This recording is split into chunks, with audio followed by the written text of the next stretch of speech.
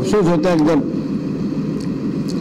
अपनी पार्टी की बेतरकाट करें और कुछ ऐसी बातें हैं जो मतलब जिससे माहौल खराब करने के लिए। ये बयान सुना आपने? अब जरा आपको इनका परिचय भी करवा देते हैं। नाम कर्नल सोनाराम, पद सांसद, पार्टी बीजेपी। ये हैं बाड़मेर जैसलमेर से बीजेपी के सांसद कर्नल सोनाराम। दरअसल 2014 में बाड़मेर सीट से बीजेपी ने अपने वरिष्ठ नेता जसवंत सिंह का टिकट काटकर वसुंधरा राजे ने कर्नल सोनाराम को लोकसभा का उम्मीदवार बनाया था। कर्नल सोनाराम कांग्रेस का दामन छोड़कर बीजेपी में शामिल हुए थे।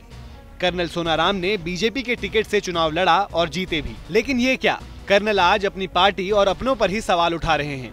आखिर ऐसा क्यों? तो चलिए लगे हाथ वो कारण भी आप सांसद महोदय के मुंह से खुद ही सुन लीजिए। बाड़मेर जैसलमेर में कुछ तो मैं चुनाव लड़ लिया, मुझे प्रचार करना चाहिए था। बाड़मेर जैसलमेर में कुछ तो मैं चुनाव लड़ लिया, मुझे प्रचार करना चाहिए था।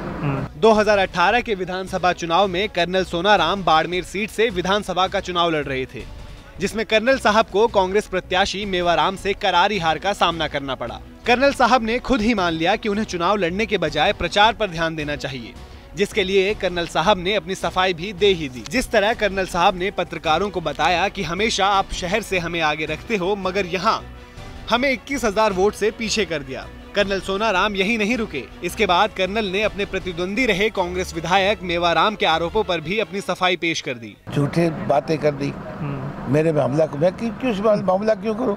आपस में गाड़ियां लगी दोनों की, और आकर के वहां का एक विधायक होने के अंदर जा कहता है कर्नल ने मेरे में हमला कराया। अब ऐसे मैं उसके लेवल नीचे नहीं गिर सकता हूँ, जिस लेवल में वो गिर सकता है मैं जानता हूँ पहले से उसको। खैर, लगता है कर्नल सोनाराम फिलहाल तो अपना विधानसभा चुनाव गंवा चुके हैं और लगता है उन्हें डर सता रहा है कि कहीं ऐसा न हो कि आने वाले लोकसभा चुनाव में हार के कारण पार्टी उनका लोकसभा टिकट काट दे। ब्यूरो रिपोर्ट, राजस्थान तक।